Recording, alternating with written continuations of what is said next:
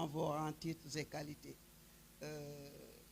Je me réjouis aujourd'hui de partager avec vous une réflexion très profonde et très pertinente qui concerne les femmes migrantes africaines dans les pays du Golfe.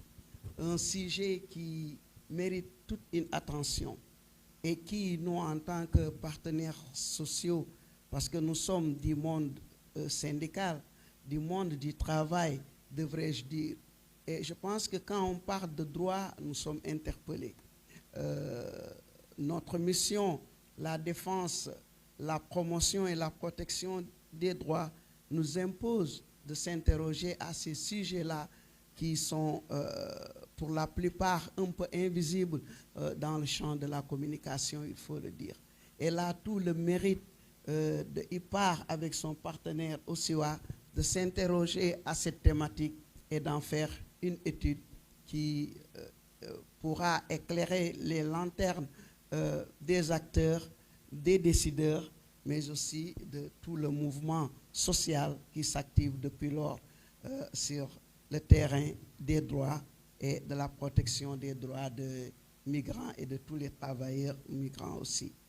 Je voudrais dire que interroger un peu l'histoire, comme l'a fait tout à l'heure M. Mignan Diouf, nous permet de considérer que les femmes ont été toujours dans les flux migratoires.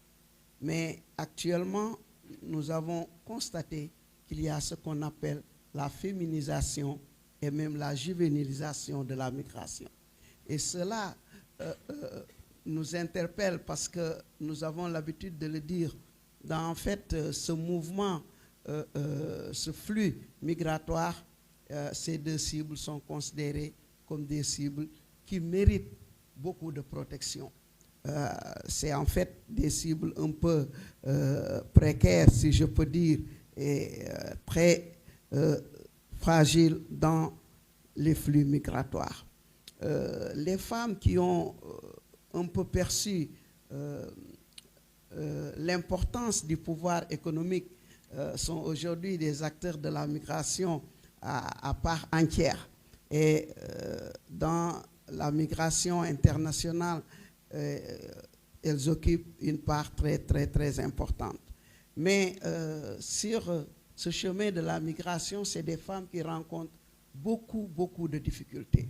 Des difficultés qui sont d'ordre général et qui intéressent les femmes qui sont dans la mobilité régulière comme dans la mobilité irrégulière.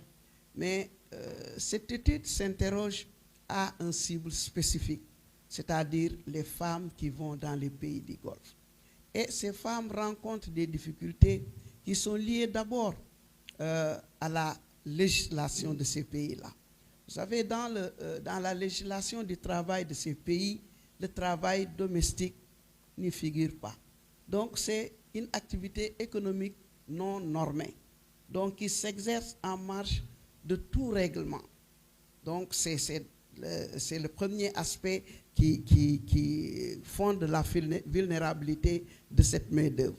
Le deuxième aspect, c'est le mode de recrutement.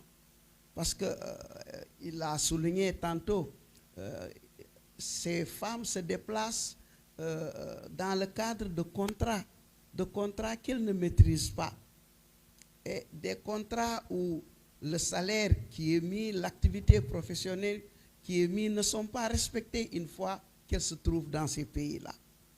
Donc, c'est en fait bonjour les difficultés parce que ce travail s'exerce dans un milieu fermé, invisible, où ce qui se passe vraiment sous silence et n'est pas au vu et au su de tout le monde. Et c'est des situations de violence qui sont là-bas. C'est des situations d'exploitation qui sont là-bas. Et le travail pénible qui s'exerce dans des conditions où il n'y a aucune garantie de santé et sécurité au travail abuse ces femmes. Et il y en a même qui meurent à cause du surcharge de travail. Et c'est des gens qui ne sont ni identifiés par nos représentations diplomatiques, et qui souvent sont déclarées perdues alors qu'elles sont mortes et enterrées dans ces pays-là. Donc c'est des situations qui existent là-bas. Et c'est des sujets aussi de vente. À chaque fois que la famille qui a payé votre départ n'est plus en phase avec toi, cette famille a la possibilité et la latitude en toute liberté de te revendre à une autre famille.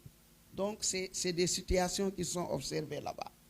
Mais il y a aussi cette manque de liberté, cette manque de vie sociale que ces femmes-là aussi endurent.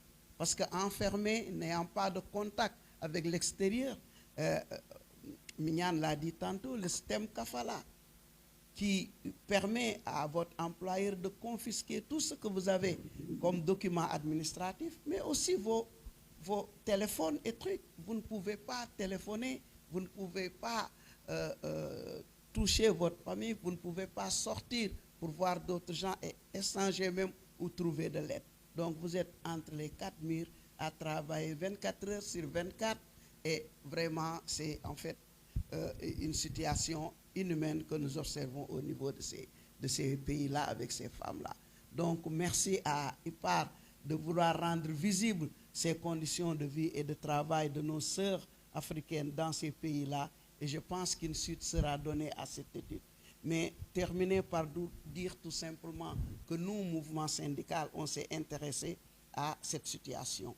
La CSI internationale a fait en 2018 une étude sur la situation des travailleurs africains dans les pays du Golfe.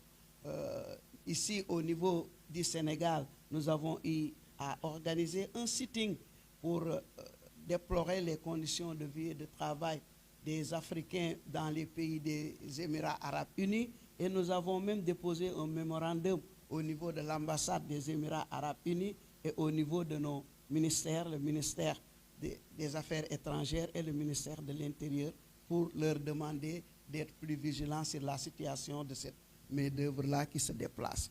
Et mieux, en 2020, avec la Covid, on s'est interrogé à cette question-là, puisque la mobilité étant plus réduite, donc nous avons voulu en savoir plus sur ces travailleuses dans ces maisons closes-là. Et nous avons fait une publication sur cela et c'est en ligne, vous pouvez le voir, et ça s'appelle La Voix des femmes travailleuses du Sénégal.